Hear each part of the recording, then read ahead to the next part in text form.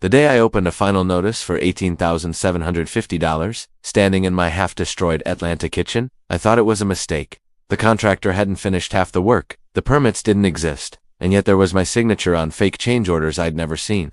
By the time this was over, he wouldn't just lose the lien, he threatened me with he'd lose his entire contractor's license in the state of Georgia. The day I opened the envelope and saw the words final notice, $18,750 due, I was standing in the middle of my half-gutted kitchen in Atlanta, Georgia, staring at exposed studs and a single sad light bulb hanging from the ceiling like it was giving up on life. My counters were gone. My cabinets were gone. My sink was a plastic utility tub. My fridge was plugged into an extension cord snaking through the dining room like some kind of fire hazard snake. And according to this letter, the man who turned my kitchen into a construction war zone was about to put a lien on my home. He was claiming completed work I never got, backed by change orders I never signed, with a digital signature that looked suspiciously like my own. By the time I was done with him, he wasn't just going to lose his lien. He was going to lose his ability to work as a contractor in the entire state of Georgia.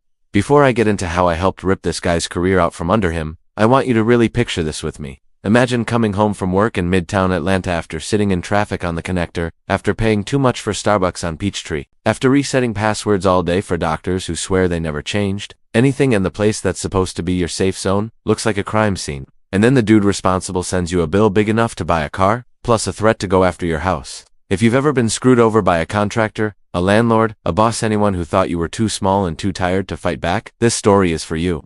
The dream kitchen that started it all? I'm Jason Brooks. I was 34 when this all kicked off. I bought my first house in late 2022, a little 1950s brick ranch in East Atlanta. If you know Atlanta at all, picture the neighborhoods not too far from the Beltline, a few miles from the Fulton County Courthouse, just close enough to downtown that you can theoretically be there in 10 minutes, which, in Atlanta traffic, means you might get there by Christmas. My life wasn't glamorous. I work in IT for a healthcare company in Midtown office, building off West Peachtree, badge access, fluorescent lights, the whole corporate starter pack. My weekday routine looked like this. Wake up at 6:30 a.m. in a house that still smelled faintly like the previous owner's dogs and lemon cleaner. Check my phone and doomscroll for 10 minutes. Shower, dress in my business casual uniform khakis, polo, or button-up, the same gray zip-up jacket half my coworkers also own. Fight southbound traffic on I-20 or crawl along the connector, staring at the taillights of 1,000 SUVs, park in a garage that charges more per day than my first car payment did. Grab Starbucks on Peachtree because at this point, caffeine isn't optional, it's survival. Spend 8 hours answering tickets like my mouse stopped working. And I swear I didn't change my password, and why won't the VPN connect for my lake house? Drive home, maybe swing by Target at Edgewood for groceries, and that one thing I don't actually need, but somehow always buy. Come back to a quiet house. Microwave something, watch YouTube or Netflix, and fall asleep thinking, at least I've got my own place now. For all its flaws, that house felt like a victory. 30-year mortgage, not great but not horrible interest rate, but it was mine. And I had a plan. Fix the terrifying 80s kitchen with the faux wood cabinets and the laminate countertops that always looked a little greasy, no matter how much I scrubbed it. Open up the wall between the kitchen and the living room so my place wouldn't feel like a rabbit warren. Add recessed lighting so it didn't look like a sad basement every time the sun went down. Maybe, someday, tackle the weird pink-tiled bathroom that looked like it had been ripped from a Barbie catalog. My dad, Mike, is a retired electrician back in South Carolina. He's 68. His knees are shot, but he still walks like a guy who's spent his whole life on job sites, slow, steady, eyes scanning everything. He came down to Atlanta the weekend before I closed. We walked through the house together. Creaky floors, small bedrooms. We looked at that tragic kitchen with the buzzing fluorescent tube fixture. He tapped a knuckle against the breaker panel in the hallway and grunted. "You can do the painting and the cosmetic stuff, Jay," he said. "But when it comes to electrical and anything that holds up walls, don't play around. Hire pros and check their licenses." Yeah, Dad, I remember saying, half joking. "No YouTube how to rewire your house in 10 minutes. He gave me the look he used to give when I tried to jam a fork into an outlet as a kid. Don't joke about that. You want to die in your sleep because some idiot tied neutrals together with painter's tape? He'd seen too much. Melted breaker cabinets. Mislabeled panels. Romex run like spaghetti. He still told stories about a house in Colombia where a guy had wired 220 straight into a 110 outlet so his toaster would be faster. So I listened, or at least, I thought I did. I knew I wanted the kitchen done right. I did what every millennial with a home project does. I went to the internet. You don't realize how many ways there are to find a contractor until you actually start looking. Home Advisor, Angie's List, Google reviews, neighbor recommendations, flyers tucked under your windshield at Home Depot. Suddenly it's like everyone and their cousin has a company. I ended up in a neighborhood Facebook group, scrolling past posts about missing cats and people complaining about fireworks in July. I saw a name pop up again and again, Peachtree Premier Renovations. The posts were all the same vibe. Shout out to Ethan at Peachtree Premier Renovations for our new kitchen obsessed. Ethan did our bathroom and it looks straight out of HGTV. Highly recommend. There were before or after pictures too. Dark, cramped kitchens magically transformed into open, white farmhouse chic spaces with subway tile and gold hardware and big islands. Bathrooms that looked like they belonged in some influencer's Nashville home. My brain went, I want that. I clicked through to his profile. The owner, Ethan Wright, had one of those generic contractor headshots, mid-40s, polo shirt with his logo, khaki pants, nice smile. Leaning casually against a pickup truck, his website looked legit, clean design, pages for kitchens, bathrooms, whole home renovations, a gallery full of shiny photos, logos for licensed and insured in the state of Georgia. He was even listed in the Georgia Secretary of State's database as a licensed contractor.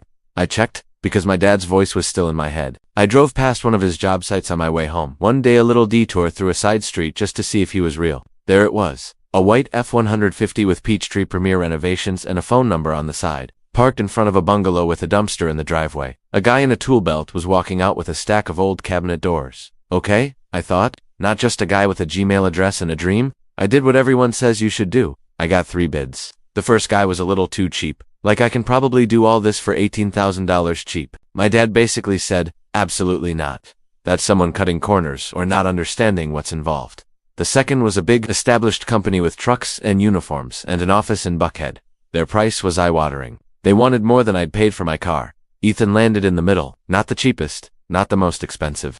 His estimate came in at $42,000, and he talked like he knew what he was doing. He came by on a rainy Saturday in January, gray skies, steady drizzle, Atlanta winter where it's somehow 45 degrees but feels colder. He showed up right on time, which impressed me more than it should have. Most contractors I'd heard about operated on what my dad calls contractor time, somewhere between later and eventually. He stepped into my sad little kitchen, shook my hand, and gave the place that slow, appraising look. Nice little house you got here, he said. These old ranches have good bones. He had the uniform down, company polo, logo on the chest, sturdy boots, a clipboard, and one of those laser tape measures he'd flick on to shoot little red dots around my walls. We did the walkthrough. So you're thinking this wall comes down? He asked, gesturing at the wall between the kitchen and living room. Yeah, well, at least open it up, I said. I want to be able to see the TV while I burn dinner. He laughed politely. He tapped on the wall with his knuckles. He looked up at the ceiling, then at the attic access. Probably not load-bearing, he said. We'll verify. If it is, we'll install a header, redistribute the load.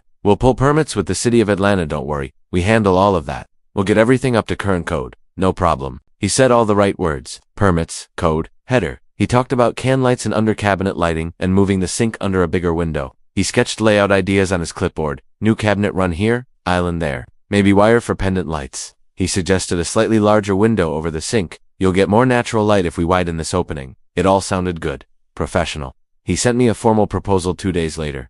Remove a section of wall between kitchen and living room. Rewire kitchen for new layout and appliances. Add recessed lighting and under-cabinet LEDs. Install new cabinets and countertops, materials by homeowner, labor by contractor. Replace a small window with a larger one over the sink. Total, $42,000. I winced when I saw the number. That was almost my entire renovation budget. I called my dad and read it to him over speakerphone while he sat in his recliner 2 states away. Ask him if the price includes permits and inspections, Dad said. Ask if he's using licensed subs for trades. And get the payment schedule in writing. I emailed Ethan with those questions. He replied within the hour. Another green flag, I thought at the time. Yes, we handle all permit applications and fees as part of the contract. Yes, we use licensed subcontractors for electrical, plumbing, and HVAC inspection fees also included. He attached the draft contract. I sat at my tiny dining table that night, just me, a frozen pizza, a can of LaCroix, and a stack of papers and read through it like it was my college final. It laid everything out. Scope of work.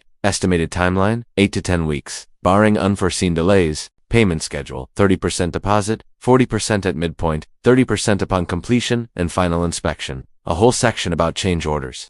All change orders must be in writing and signed by both parties to be valid and enforceable. I emailed the contract to my dad. He called back after dinner. Looks reasonable, he said. I like that the last payment is on completion and inspection. Just don't give him more money than the contract says. No matter what story he spins. We haggled a little on the price me over email. Ethan with the I gotta check my numbers, man routine. He came down to $39,500. It still hurt, but I convinced myself I was investing in my future, adding value to my home, doing the grown-up thing. We signed. He took my 30% deposit, $11,850 paid by check on February 1st, 2023. He cashed it the same day. I remember the weird mix of fear and excitement logging into my bank app and seeing that chunk missing. Okay, I thought, here we go. Goodbye, ugly kitchen. I had no idea I was basically paying admission to hell. Demolition started a week later. 2 guys rolled up in an unmarked white van. No logos, no company name, just a dusty work van with a ladder strapped on top and the faint smell of cigarettes when they opened the doors. I raised an eyebrow, but told myself, subcontractors. It's fine. They did the thing where they protected my floor's thin plastic taped down. A little bit of paper on the counters that wouldn't be demoed. Then they started ripping. Cabinet doors came off with satisfying crunches of old paint. The ugly countertops were pried up and hauled out in big dirty chunks.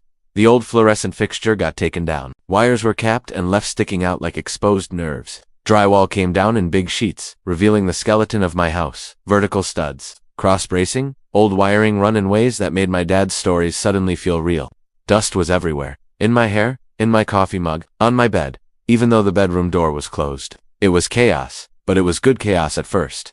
Demolition means progress, right? Ethan stopped by that first day around noon. He walked through, hands on hips, nodding approval like a king surveying conquered land. Looking good, he said. We'll get the rough-ins started next week once the permits come through.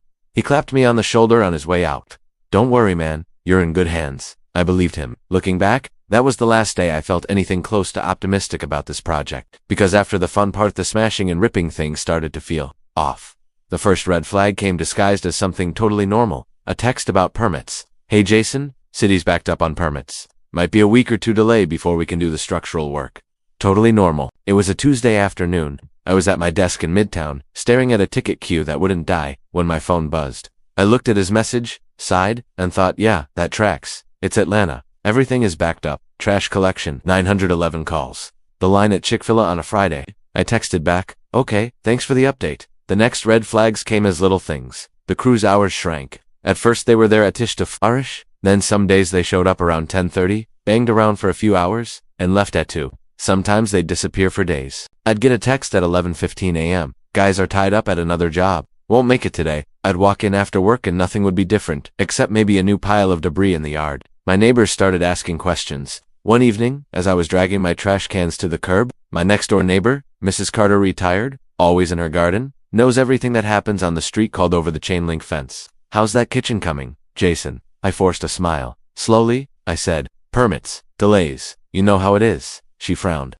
I've seen those guys over there maybe twice this week. Make sure they're not playing you, honey. That stuck with me. So did the money talk. Around week 3 or 4, Ethan started pushing for more cash. He'd call or text, always with the tone of a guy just trying to keep things moving. Hey man, we're basically halfway, demo's done, rough-ins starting. If you can release part of that 40%, I can keep materials flowing. Keep the guys on your project instead of shifting them to the next one. I'd pull up the contract on my phone and stare at the payment schedule like it was a holy text. 30% deposit paid, 40% midway, when specified milestones are met, 30% upon completion and final inspection.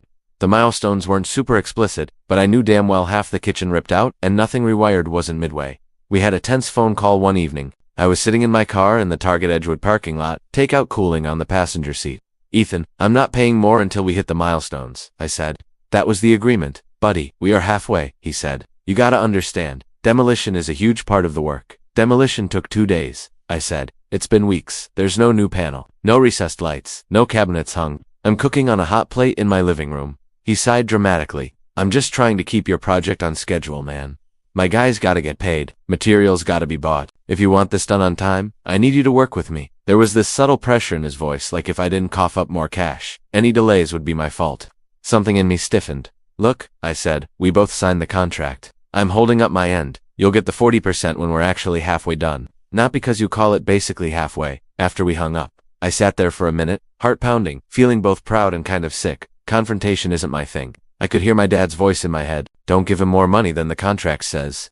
So I didn't. If I had caved right there, this story might have gone very differently. But I dug my heels in, and that's when he stopped asking nicely, and started getting creative. The electrical panel conversation is seared into my brain because at the time, it felt like a reasonable request. Around week 5, Ethan showed up with a guy he said was the electrician. It was a warm Friday afternoon. I'd left work early because my boss owed me for covering an on-call weekend. When I pulled onto my street, I saw Ethan's truck in my driveway, and another car parked behind it. We all met in my gutted kitchen, me, in my work clothes, Ethan in his contractor uniform, and this new guy, mid-30s, tool belt, ball cap, kind of quiet. They gravitated toward the breaker panel like iron filings to a magnet. "This your main panel?" the electrician asked, opening the metal door. He whistled softly. Ethan shook his head, like he'd known this was coming. "This is old," he said. "We really need to talk about upgrading you to a 200 MP panel." He launched into the spiel. "With all the new appliances, lighting, and load in the kitchen, this thing's gonna be maxed out. The city's not gonna like this. If we upgrade now, we can do it clean. Pull the permit, we can avoid problems down the line." It wasn't an unreasonable point. The panel was old, probably original to the house. "What does that cost?" I asked. "I can give you a good price," he said. $3,500, Ellen. Panel, labor, permits, inspection." My stomach clenched, but I did what I always do when I'm unsure. I called my dad. I stepped out onto the front porch, dialed his number, and FaceTimed him so he could see the panel. He squinted through the screen like it offended him. "That's a dinosaur," he said. "Wouldn't hurt to upgrade, but you make sure it's in writing, and you make damn sure they pull a real permit and get it inspected. No underthatable stuff." I went back inside. "Okay," I told Ethan. "Email me the change order. I'll review it tonight." He nodded. "All business." "Absolutely. We'll get that to you." That night, I sat on my couch with my laptop open. A game I wasn't really playing paused on the TV. An email popped up. Subject: Change order number 1, electrical panel upgrade. He'd laid out the scope. Upgrade from XAMP to 200 MP panel. Reroute circuits as needed. Pull permit. Coordinate inspection. Price: $3,500. At the bottom, it said, "By replying to this email with I approve, homeowner authorizes this change order." It felt modern, like signing a DocuSign, but more informal. I replied, "I approve change order number 1 for $3,500, contingent on proper permits and inspection." I didn't send any money for it yet. We'd agreed it would be rolled into the midway payment. And then I waited. And waited. Weeks went by. No new panel. No permits posted in my window. No visible electrical work beyond some new holes cut for future recessed lights. Instead, I got more dust, more debris, more excuses. Electricians behind, waiting on the city, supply issues with panels right now. Man, you know how it is. I started sleeping badly. It sounds dramatic, but when your house is torn apart, it gets into your head. There were wires hanging out of my ceiling, and I was cooking meals on a $20 hot plate. I'd lie awake at night listening to every pop and creak the house made, thinking, is that normal? Is that dangerous? Did they leave something live they shouldn't have? I'd picture electrical arcs behind the walls. I'd picture fire I couldn't see until it was too late. I'd picture trying to sell the house one day and some inspector telling a future buyer, "Yeah, whoever did this didn't pull permits. This is all non-compliant." I kept telling myself it'll be fine once it's done. Just get through the rough patch. Then, about 10 weeks in, I got an email that snapped me out of denial like a slap. And that's where everything started to very clearly, very definitively, go to hell. The forged signature and the lien threat. It was a Wednesday afternoon, gray and dreary out. I was at my desk in Midtown, in that post-lunch slump where even the fluorescent lights seemed tired, when Outlook pinged, from Peachtree Premier Renovations. Subject: invoice, midway payment, plus approved change orders. I clicked it absent-mindedly, expecting maybe a progress update. Instead, a PDF opened up and my heart did that weird slow fast stutter you get when something is very, very wrong. At the top it said, amount due, $18,750. Due date, April 15th, 2023. Description: midway payment plus approved change orders. Electrical, window enlargement, floor reinforcement. I read it twice, like maybe I'd misinterpreted the numbers. Nope, they were billing me the full 40% midway payment plus change orders I had never seen, for work that hadn't been done. Attached were 3 documents. Change order number 1, electrical panel upgrade. Change order number 2, window enlargement. Change order number 3, floor joist reinforcement. Change order number 1 was the one I'd approved by email. Fine. Change order number 2 claimed I'd approved a larger than originally discussed sink window, more framing, more labor, $2,800. Change order number 3 claimed I had approved reinforcing floor joists to support heavy stone countertops, $3,600. And at the bottom of all 3 was a digital signature, my name, in a script-style font that looked eerily, uncomfortably like my actual signature. My hands went cold. You know that feeling when adrenaline hits you but you're stuck in a quiet office, pretending you're fine? My fingers tingled, my vision narrowed, my ears buzzed. I zoomed in on the signature on change order number 2. It wasn't just typed, it looked traced. The little loop in my J was there. The slight upward tilt at the end of Brooks. It was like someone had taken my real signature from the bottom of the original contract, digitized it, and pasted it on 3 separate documents. My brain did what it always does in crisis. It tried to rationalize. Maybe he thought my email approval covered all change orders. Maybe this is some kind of template error. Maybe. Then I scrolled to the last line of the invoice. Failure to remit payment may result in immediate suspension of work and filing of a mechanic's lien on the property. And something in me snapped. I grabbed my phone and stepped into one of the little glass phone booths off our floor. Ones people used to have breakdowns in private hand. Dialed Ethan. He picked up on the second ring. "Hey Jason," he said. Smooth as ever. "Got a minute?" "What the hell is this invoice?" I asked.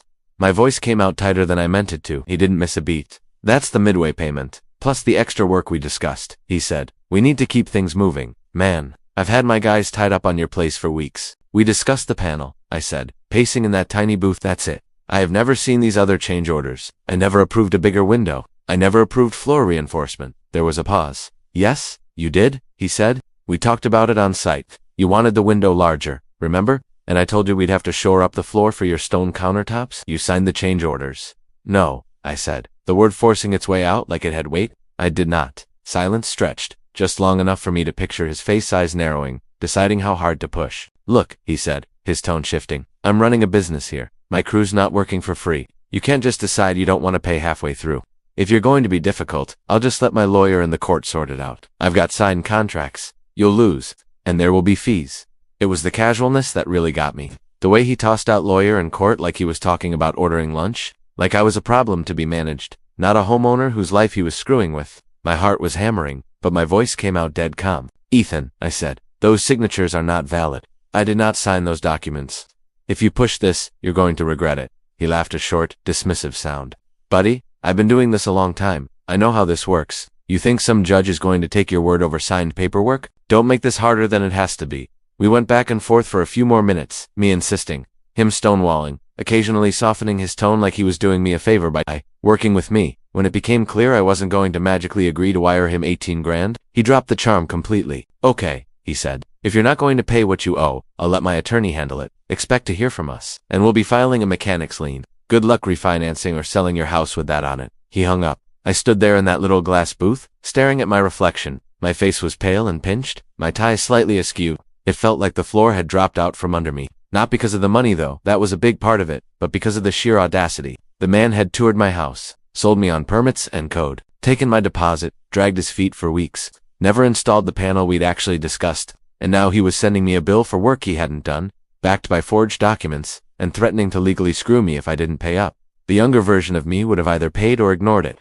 But standing there, thinking about my dad's stories of shady contractors, thinking about my neighbors, thinking about how hard I'd worked just to buy this little brick house, I felt something else. A slow, cold anger. The kind that doesn't burn out quickly. The kind that turns into fuel. He thought I was powerless. He thought he had all the leverage. He had no idea he'd just made the dumbest bet of his career. That night, I went home to my construction zone of a house, microwaved leftovers in my living room, and opened my laptop.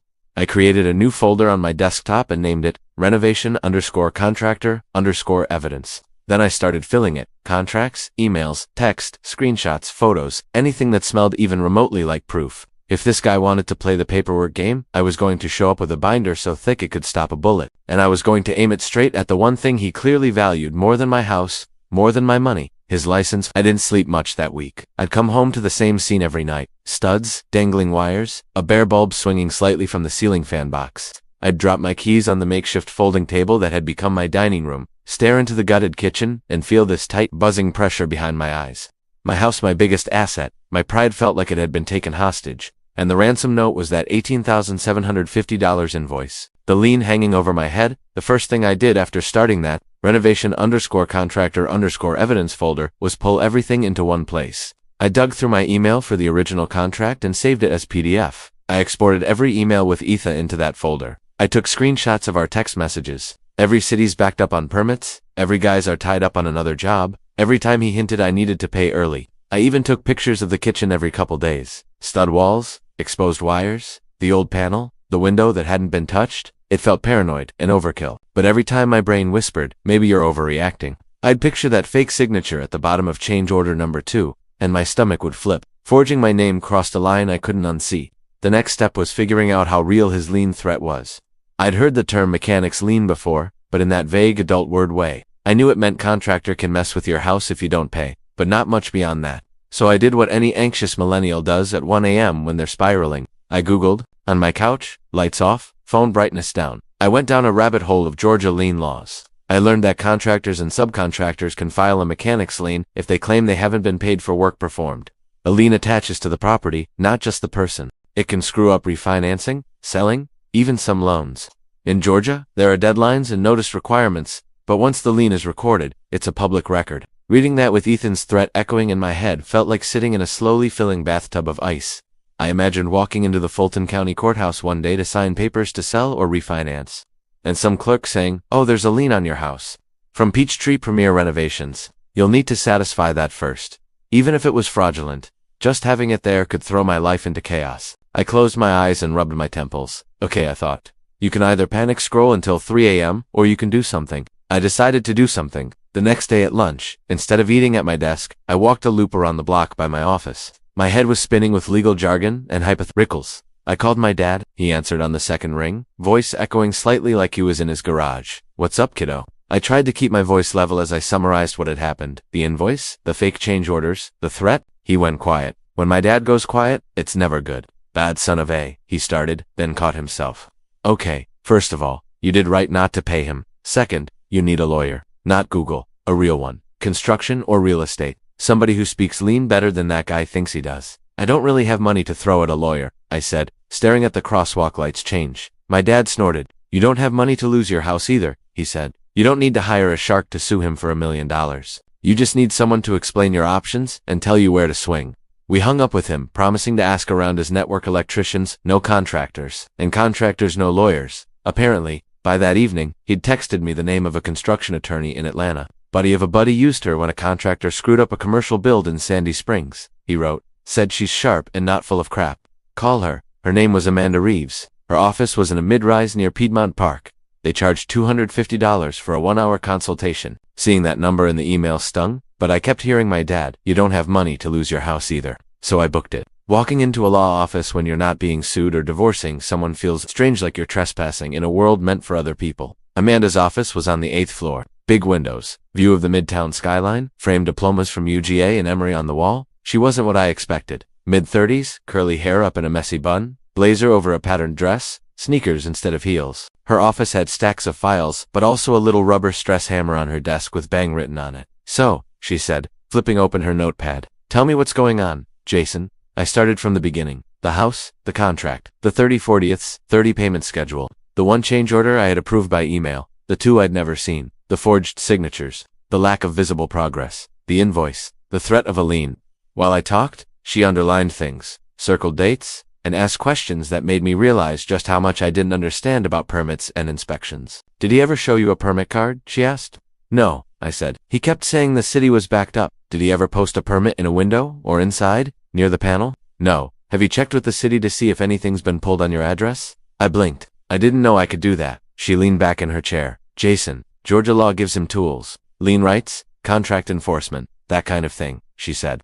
"But it also gives you tools. You just need to pick them up." She uncapped her pen and wrote 3 words on her notepad. "Document, dispute, report." "First," she said, tapping the word document, "you're already doing this. Contracts, emails, texts, photos. You cannot over-document. Second, dispute. You need to formally dispute that invoice in writing. Certified mail, no ambiguity. No, maybe you state clearly that you did not sign those change orders. You dispute the charges in full, and you put him on notice that any lien filed will be challenged. Third, report. This is the one guys like your contractor hope you don't know about.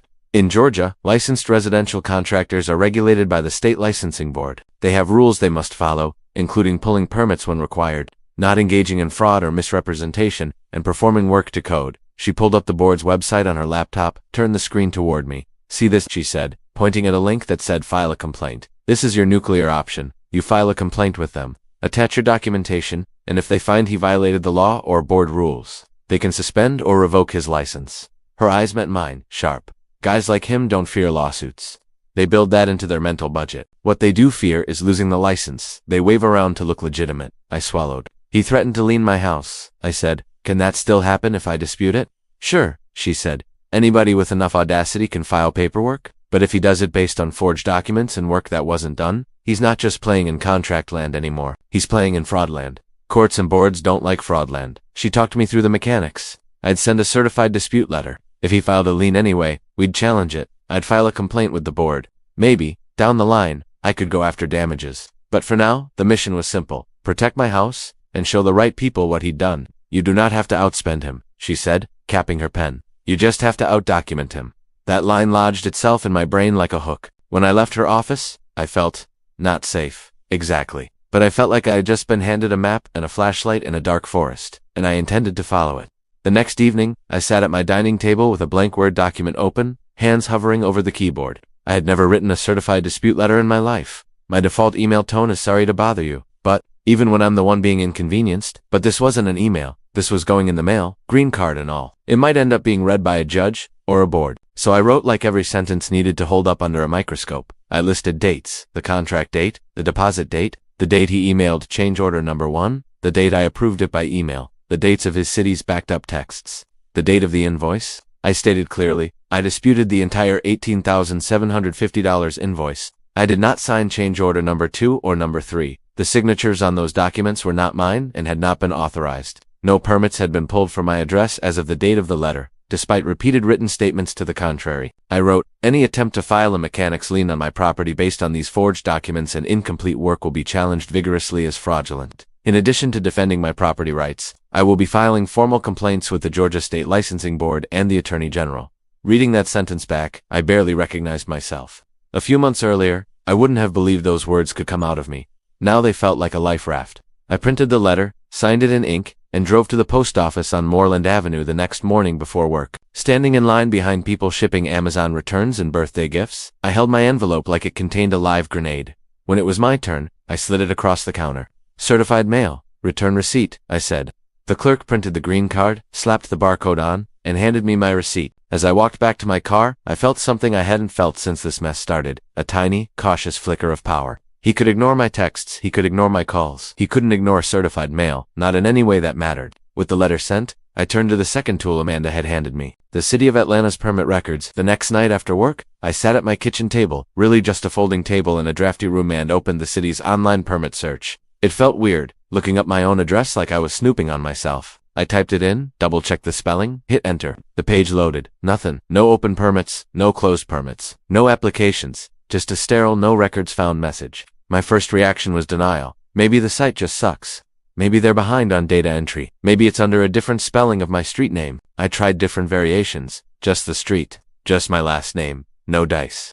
Finally, I took a deep breath, picked up my phone, and dialed the number listed on the site for the building permit office. After 10 minutes of your call is important to us. Hold music, a woman answered. City of Atlanta Permitting. This is Denise. I explained that I was a homeowner and wanted to check if any permits had been pulled on my house. She asked for my address, my name, and put me on hold again to check the system. While I waited, I stared at the old breaker panel in the hallway. I imagined some invisible ledger saying this house had legal work done, and my address nowhere on it. When she came back on the line, her voice was matter of fact. I don't see any permit applications for that address in the last 2 years, she said. No issued permits, no inspections, nothing on file. Nothing, I asked, even though I'd already seen it on the website. No, sir. If a contractor applied, it would show they haven't. I swallowed. Thank you, I said. That's what I needed to know. When I hung up, I sat in the quiet hallway for a minute, phone in my lap. Anger and fear churned together in my chest. He hadn't pulled permits, not they're delayed, not we're waiting on review. He had just lied, repeatedly. Every city's backed up text flashed back through my mind like a montage of red flags I'd walked right past. My dad's voice checked their licenses.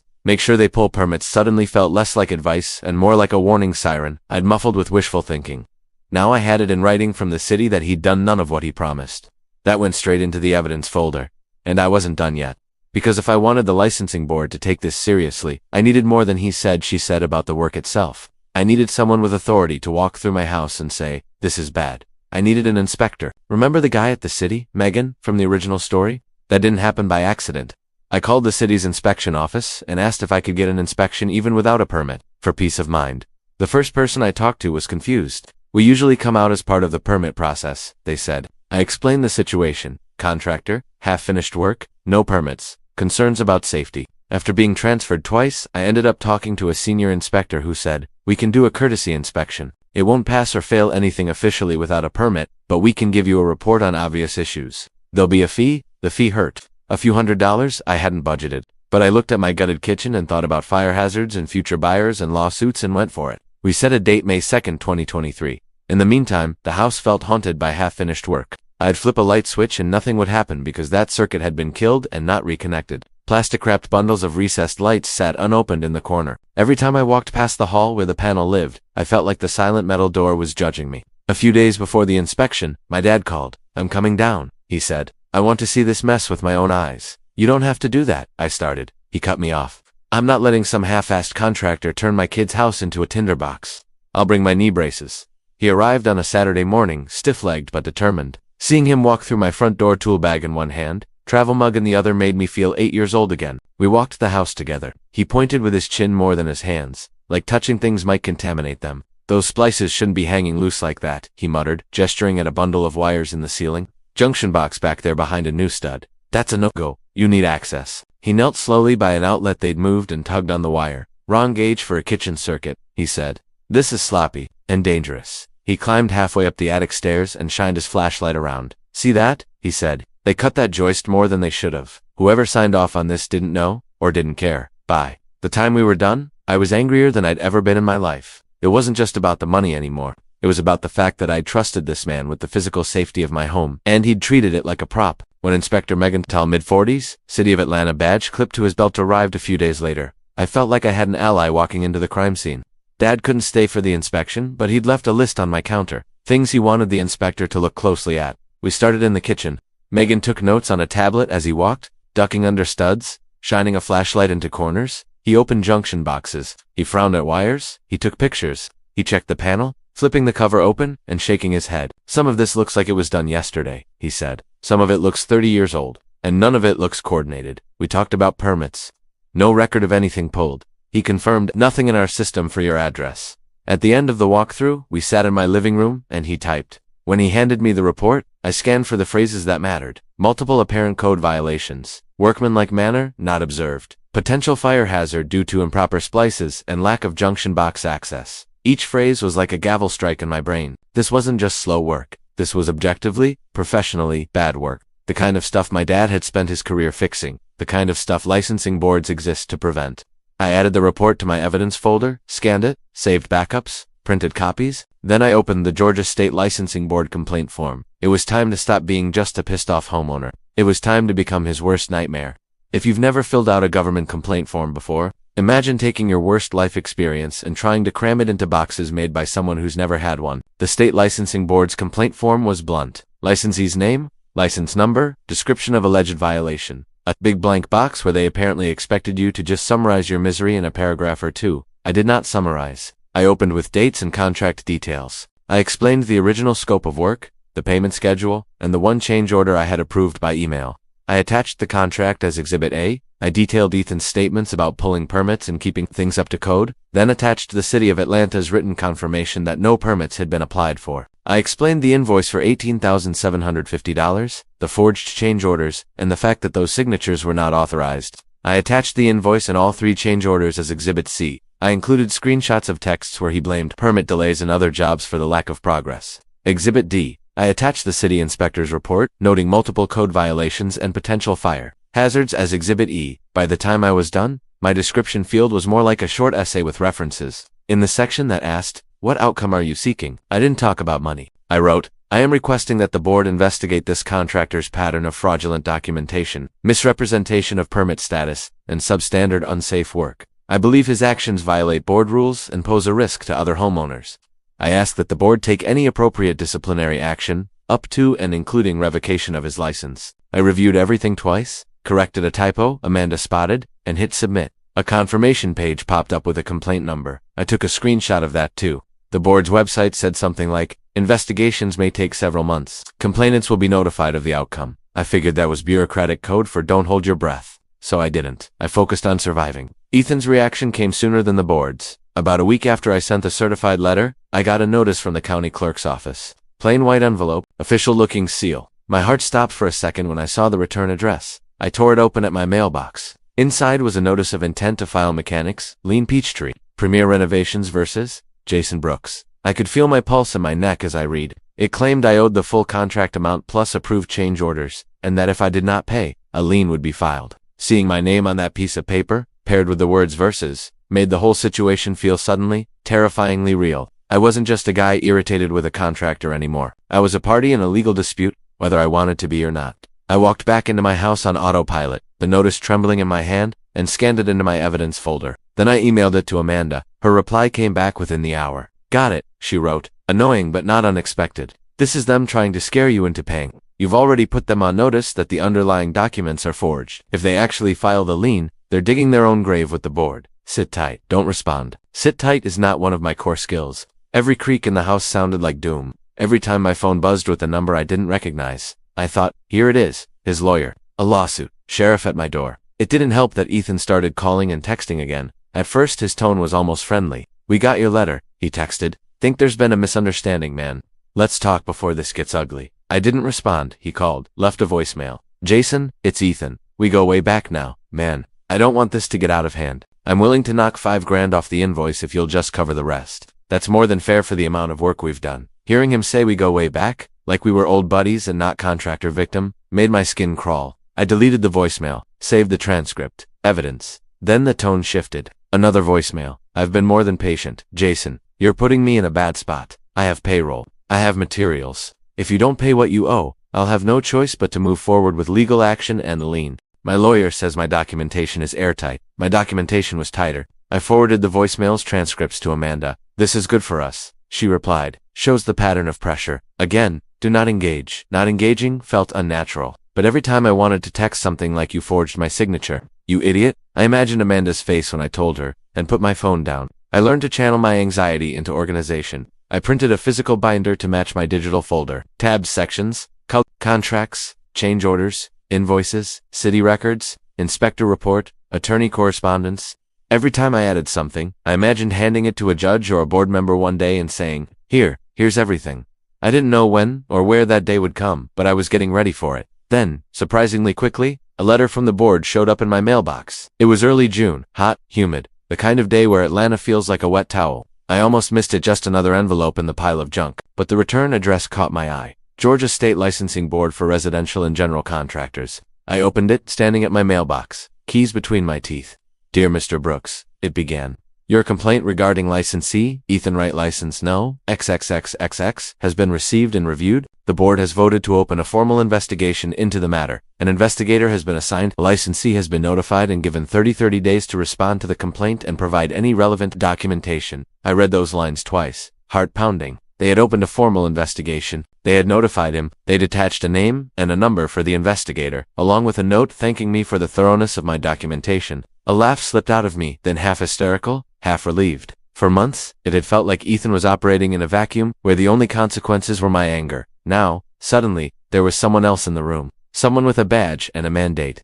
I walked back into my house, clutching that letter like a trophy. I texted a picture of it to my dad. He called me 2 minutes later. "Proud of you, kid," he said. "Most people just eat the loss and grumble. You're doing the slow, boring, grown man revenge." "Slow and boring is generous," I said, but I was smiling, because for the first time, I could see the outline of something that looked like justice. Ethan did not take it well. Within a week of the board notifying him, my phone lit up with a string of messages. Some were disjointed, like he was texting between jobs. "I heard you ran to the board. That was a mistake. You don't understand how much damage you're doing to my business. I'm willing to eat the change orders if you'll just pay the midway draw. That's more than fair. Look, man, you don't want this on your conscience. If my guys have to get laid off because you decided to play lawyer." The emotional manipulation was almost impressive. He tried guilt, reason, fear. He even dangled what he thought was a huge concession, knocking off the forged change orders and just asking for the midway payment. He had no idea that the money wasn't the point anymore. My house was safer with no one touching it than it was with his crew cutting corners. What I cared about now was making sure he couldn't do this to the next person who didn't have a retired electrician dad and a stubborn streak. I didn't respond. Amanda sent a quick note to the board investigator letting them know the contractor was still pressuring me for payment. I imagined Ethan opening that email from the board. I imagined the moment he realized this wasn't just me and my binder anymore. He started sending longer texts, then emails. One of them came from legal@PeachtreePremierRenovations.com, with a subject line that made my stomach clench. "Settlement offer, urgent." I opened it. The email was laughably dramatic. "Our client, Mr. Ethan Wright, continues to assert that all change orders were properly authorized and work performed in accordance with the contract. However, in the interest of resolving this matter amicably and avoiding further unnecessary legal action, he is willing to accept a reduced payment of $10,000 within 10 business days as full and final settlement." The language was bizarrely formal in some places and sloppy in others. The kind of thing you get when someone leans on AI and fills in the rest themselves. I forwarded it to Amanda and the board investigator. For your records, I wrote. Contractor continues to demand payment based on disputed and allegedly forged documents. The investigator replied with a brief, professional note, thanking me and confirming it would be added to the file.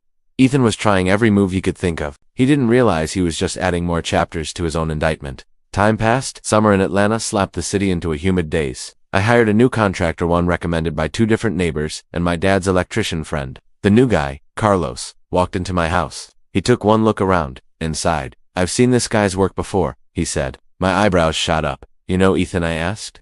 I don't know him. Know him, Carlos said, but I've redone 2 kitchens after him. Both times, no permits. Rough-ins done like somebody watched half a YouTube video. He shook his head. Guy gets business because he's cheap and fast at demo. Then everything stalls. Seen it. Something in my chest latched onto that. Seen it. I wasn't a one-off story. I was part of a pattern. I told Carlos what I'd done, the complaint, the investigation. He raised his eyebrows. Good, he said. Most people just eat it. Maybe he'll finally get what's coming. We signed a new contract. Carlos pulled actual permits. He put the permit card in my front window where anyone walking by like nosy, wonderful Mrs. Carter could see it. He updated the panel properly. He fixed the butchered joists. He followed the inspector's recommendations like they were law. The sound of competent work in my house, the whir of drills, the rhythmic thump of a nail gun, workers actually showing up when they said they would, was healing. But while my kitchen slowly came back to life, Ethan's case was doing the opposite. It was heading for a hearing. The letter about the hearing came in October, was on official-looking letterhead. Again, the board had reviewed the investigative file and determined that a formal hearing was warranted regarding Ethan's license. They were scheduling it in Macon, at a state office building, on a Thursday in November. I was invited to testify. Reading those words, I felt 2 things at once. Relief, because this meant the board had seen enough to take this seriously. And dread, because now I had to sit in a room with him. I took the day off work, swapped my usual khakis for my one decent navy blazer, and a pair of dress shoes that never quite stopped hurting. The drive down I-75 to Macon took about an hour and a half. I listened to a true crime podcast I couldn't pay attention to, mind running through my binder like a flip book. What if I froze? What if I forgot a date? What if his lawyer twisted my words? At a rest stop just past Locust Grove, I texted my dad a picture of the Welcome to Macon sign. You got this? He replied. Just tell the truth. Let his lies sink him. I put my phone in the glove compartment so I wouldn't be tempted to distract myself. The state office building was exactly what you'd expect. Neutral carpet, beige walls, a vague smell of coffee and toner, people in business casual carrying manila folders. The hearing room looked like a courtroom someone had ordered off a government supply catalog. Long table at the front for the board members. 2 smaller tables facing them, one for the licensee, one for the complainant. I checked in with a clerk, who told me to wait in the hallway. I sat in one of those wobbly metal chairs, binder in my lap, knee bouncing uncontrollably. When Ethan arrived, it felt like the air in the hallway shifted. He looked smaller than I remembered. The same polo with his logo, but a little more faded. No laser tape measure this time. Just a folder in his hand and a real attorney at his side. He glanced at me, his expression a quick mix of annoyance and something sharper fear, maybe before he looked away. His lawyer, a guy in an expensive suit, gave me a brief once-over like he was measuring whether I'd be an easy exam. He looked back down at his notes. We didn't speak. When a board staffer opened the door and called case of Ethan Wright, Peachtree Premier Renovations, my heart thudded against my ribs like it wanted out. We filed in. Under oath, my voice sounded steadier than I felt. I started at the beginning, the way Amanda had coached me. I kept it chronological. I kept it factual. I talked about the contract, the payment schedule, the one change order I'd approved by email. I described the delays, the city's backed up on permits texts, the lack of visible progress. I explained how I'd received the invoice and the attached change orders, and how the signatures did not match anything I'd authorized. I told them about calling the city and finding no permits. I told them about the courtesy inspection and the code violations. Whenever I mentioned a document, I slid it out of my binder. They followed along. Some of the board members watched me closely as I spoke. Others read along with the paper trail. One of them, a woman in her 50s with the kind of calm, no-nonsense demeanor you only get from decades in construction, asked pointed questions. Did the contractor ever provide you with a permit application number? No. Did he ever post a permit card on site? No. Were you aware that certain aspects of your kitchen project legally require permits and inspections in the state of Georgia? Not at first, I admitted, but once I learned that, I checked. And the city confirmed there were none. Another board member, a guy with a construction company logo embroidered on his shirt, asked about the forged signatures. Mr. Brooks, are these your signatures? He asked, holding up the change orders. No, I said. They look similar, but they are not signatures I provided for those documents. How do you believe they were created? I swallowed. I assume someone copied my signature from the original contract and pasted or traced it onto the change orders. I said, because I never saw those documents until they were attached to the invoice. They let me step down and sit at my table again while they questioned Ethan. Watching him under oath was infuriating and oddly satisfying. His lawyer tried to frame it as miscommunications. Mr. Wright, isn't it true that you discussed additional work with Mr. Brooks, including enlarging a window and reinforcing floor joists? The lawyer asked. Yes, Ethan said quickly. We talked about that on site. He was clear he wanted those upgrades. Did he ever object to the additional work being necessary? No, Ethan said. We had verbal agreements, and my office digitized the change orders for him to approve. The board member who'd asked about the permit card before cut in. Mr. Wright, we have 3 separate change orders here. Can you explain why they all have slight variations and why your office proceeded without a wet signature or a properly documented digital signature trail? He faltered. Our software generates a signature based on charades and eyebrow. We see a lot of DocuSign and e-signature applications. Mr. Wright, they generate log files. We don't see any of that here, just a script font that happens to look like the homeowner's original pen and ink signature. Can you explain that? His lawyer tried to pivot. Our client acknowledges that the documentation process may not have been as formalized as it could have been, but there was a clear understanding. The board member cut him off gently. We'll get to you, counselor. Right now we're asking your client. Ethan swallowed. We may have copied his signature from the original contract when we were preparing the change orders, he said finally, but that was just to streamline the process. He'd already agreed, so you admit, another board member said, leaning forward, that your office placed a representation of his signature on documents he had not physically signed. Silence stretched. Yes, Ethan muttered, but no further explanation needed on that point, the board member said. Then they went after the permits. They held up the city's records, the inspector's report, the text where he blamed permit delays. Are you aware, one board member asked, that misrepresenting permit status to a homeowner and performing work requiring a permit without one are both violations of the rules governing your license? His face flushed red. I was going to pull the permits, he said. We were just trying to get ahead on demolition first. The city's system is a nightmare. We run into delays, but you told the homeowner multiple times that the permits were already applied for, the board member said. Those statements were false. He shifted in his seat. His lawyer jumped in with a speech about complex projects, good faith efforts, and an honest contractor being dragged through the mud. But the board members weren't staring at the lawyer. They were staring at Ethan, at the forged signatures, at the inspector's report, at the mountain of documentation I'd laid out piece by piece. After questions, they asked us to step outside while they deliberated. The hallway felt simultaneously too narrow and too bright. I paced, counting the tiles on the floor, binder clutched against my chest. Ethan stood a few feet away with his lawyer, shoulders hunched, gesturing emphatically. At one point he glanced at me, eyes narrowed. Hope you're happy, he muttered under his breath. I met his gaze. I'll be happy when you can't do this to anyone else, I said. His lawyer put a hand on his arm, murmuring something I couldn't hear. The door opened. Mr. Brooks, Mr. Wright. The board is ready, the staffer said. We went back in. I sat down. My legs were trembling. I gripped the edge of the table so hard my knuckles ached. The chair of the board, a man with steel gray hair, cleared his throat. After a review of the investigative file, hearing testimony, and documentary evidence, he began. The board finds that licensed contractor Ethan Wright has committed multiple violations of board rules and state law. He listed them, one by one. Fraudulent use of a homeowner's signature on documents, misrepresentation of permit status, performing work requiring permits without obtaining them, performing work in a manner not consistent with applicable codes and standards. Accordingly, he continued, it is the decision of this board that the residential contractor's license of Mr. Wright be revoked, effective immediately. The word revoked hit me like a physical sensation. He kept going. Furthermore, Mr. Wright shall be barred from reapplying for licensure in this category for a period of redacted bear. The board also refers this matter to the Office of the Attorney General for further review and any action that office deems appropriate. There it was, in plain, official language. The hammer coming down? I didn't cheer. I didn't pump my fist. I just sat there, breathing, feeling some immense, invisible weight sliding off my shoulders. Across the room, Ethan's jaw tightened. His lawyer leaned in, whispering something urgently. Ethan stared straight ahead, eyes unfocused. If he said anything, I didn't hear it. The chair thanked us both for appearing, and then it was over. We were dismissed. I walked out of that building into the bright Macon sunlight feeling like I'd just watched a dam break in slow motion. For months, it had been me and my binder. Now the machine had turned around and rolled straight over him. People always assume revenge feels like fireworks. Like you walk out of a hearing where someone loses their license and the world suddenly looks brighter. Your problems evaporate, and triumphant music plays in your head. Real life is quieter, more complicated. When I got back to my car after the hearing, I didn't blast pump-up music. I sat there with my hands on the steering wheel and cried. Not big, dramatic sobs, just relief. Months of anxiety about my house, my finances, the lien, the what-ifs finally had somewhere to go. I thought about all the nights I'd stood in my half-destroyed kitchen, wondering if I'd made a catastrophic mistake buying this house.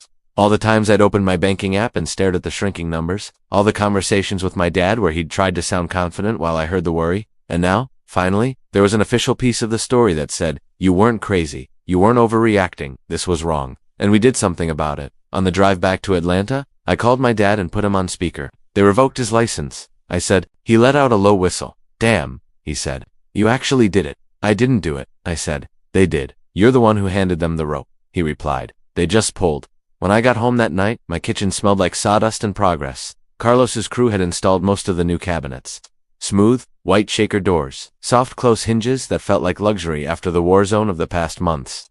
The new panel door actually closed flush and had labels that made sense. Carlos saw me standing there and came over, wiping his hands on a rag. "How'd it go?" he asked. "They revoked his license," I said. "Referred him to the AG too." He grinned. "Good," he said. "Maybe next time he thinks about cutting corners, he'll have to do it in another line of work." We both knew there might be no next time for him in contracting, and that was the point. Money-wise, the story didn't end with a giant check and a freeze frame. The board doesn't handle restitution. If I wanted to chase him for damages, I had options: civil court, small claims for some portions, but by that point, I was tired. We ended up working through his liability insurance. Amanda helped me file a claim. We settled for enough to cover some of the extra costs. The independent inspection, part of Carlos's fee to rip out and redo the dangerous work, some of the attorney costs. It wasn't everything I felt I deserved, but between that, and having a safe kitchen, and knowing his license was gone, it felt like enough. Because here's the thing about revenge that nobody tells you. The goal isn't to rewind the tape to before the bad thing happened. That's impossible. The goal is to make sure you're not the only one who pays for it. He paid too. With the thing guys like him treat like a golden ticket. His credentials, life went back to something like normal. Slowly, the plastic sheeting came down. The dust got vacuumed and mopped and wiped. The fridge moved back into the kitchen. The hot plate returned to the closet. The first time I cooked a real meal on my new gas stove, pan-seared chicken, roasted vegetables. Nothing fancy, it felt like a celebration. I invited my parents down for Thanksgiving that year. My mom fussed over my backsplash. My dad ran his hand over the countertop edge, testing the seams. He opened the panel, nodded, closed it again. "You handled this better than I would have," he said later that night, a beer in his hand, as we leaned against the counter. I'd have had a stroke yelling at that man. "You did it the right way." Coming from him, that meant more than anything. Because he's seen decades of corners cut, homeowners screwed, and inspectors looking the other way. He knew how rare it was to push back and actually land a punch. But lenient never materialized. Whether it was because Amanda's letter scared his lawyer off, or because his own attorney told him, I don't know. I just know that months later, when I pulled my property records from the county's online system, there was nothing there with his company's name on it. Just my mortgage. Just my house. Mine. Later, I heard bits and pieces about Ethan's fallout. Atlanta is smaller than it looks. A neighbor down the street, who runs a landscaping business, told me he'd heard through a mutual supplier that the Peachtree Premier guy had gotten in trouble with the state. Someone posted in our neighborhood Facebook group asking if anyone had recommendations for a kitchen remodel. I watched, almost breathless, to see if anyone would suggest Ethan. They didn't. Instead, someone replied, "Whoever you use, make sure they pull permits." Neighbor down the road had a nightmare with a guy who didn't. License got revoked. I stared at that comment. That neighbor down the road was me, but they didn't need my name to get the warning. The story was out there, in a way that would outlast my Reddit post or this narration. When a mutual acquaintance mentioned, months later, that Ethan was thinking about moving out of Georgia to start fresh somewhere else, I didn't feel triumphant. I felt a grim kind of satisfaction, because he'd have to live with that revocation. On paper, every time he tried to register a new company, get insured, apply for licensure anywhere that asks, "Have you ever been disciplined by a licensing board?" He gambled that he could forge my name, lie about permits, bully me into paying for work he hadn't done. He gambled that no one would care enough to push back. He lost. I just held the light while the right people saw the mess. If you're wondering whether I ever regretted going as far as I did, the answer is no. Not when I flip on the recessed lights and they come on cleanly. Not when I load up all 4 burners and the microwave and the dishwasher and the breaker doesn't trip because the panel is actually sized right. Not when I see the permit card from Carlos, now tucked in a folder with a big "done" written across it. Not when friends come over and compliment the kitchen, and I get to say, "Yeah, it was a journey," and leave it at that. Most of all, not when I think about some future homeowner out there, scrolling through contractors on a Facebook group, who won't be able to hire Ethan because his license is gone. I don't know who that person is. I'll never know whose kitchen, or bathroom, or panel I might have indirectly protected. But I think about them sometimes when I'm standing at my sink, looking out the properly installed, legally permitted bigger window at the trees in my yard. Maybe one of them will never know how close they came to fire hazards, and forged signatures. And that's okay. That's how it should be. Looking back, what still blows my mind is how close I came to doing what most people do, to just paying him, to telling myself, It's not worth the fight. I'll lose. He has papers? I'm just one person. He counted on that. Guys like him build their entire business model on that. On the idea that paperwork and threats are enough to scare regular people off. I wasn't special. I didn't have a law degree. I didn't have a rich uncle. I wasn't an insider. I was just a tired IT guy with a half-destroyed kitchen, a retired electrician dad, and a line that got crossed one too many times. What made the difference wasn't some grand, cinematic gesture. It was boring stuff. Printing things, labeling them, sending certified mail, filling out forms, showing up, the kind of actions that feel small in the moment but add up to a wrecking ball when the right people see them. Revenge, for me, wasn't about slashing his tires or screaming at him in my driveway. It was about calmly, methodically gathering every shady thing he did and placing it in front of a board, whose entire job is to say, "This is not acceptable." It was about using the system he thought he controlled contracts, licenses, permits against him. Do I feel bad that he can't legally work as a contractor in Georgia anymore? I feel bad his future clients might have to Google him and see license revoked come up. I feel bad his ego was so big he thought he was untouchable. But I don't feel bad that the board did exactly what they exist to do. He lead cut corners, forged my signature, threatened my home. I documented, disputed, reported, told the truth under oath. Every time I flip on my kitchen lights or preheat my oven, I'm reminded that the difference between a safe home and a disaster can be one person deciding, "No, we're not doing it your way this time," and I can live with that kind of karma. If you've ever been burned by a contractor, a landlord, a boss, anyone who thought you were too small to fight back, let this be your sign. You don't have to scream to be heard. Sometimes the loudest thing you can do is put everything in writing and hand it to the exact people who can hit them where it actually hurts. If you want more real stories of quiet revenge turning into real consequences, go ahead and hit like, subscribe, and drop a comment telling me your worst contractor from hell story. Who knows, your story might be the next one someone hears before they sign a contract with the wrong person. If you've ever been screwed over by a shady contractor, landlord, or boss who thought you were too small to fight back, this story is going to feel painfully familiar. Stick around, and if you like hearing real revenge, with real consequences, hit that like button and subscribe, because this is how one quiet homeowner dismantled a contractor's entire career, using nothing but paperwork and patience.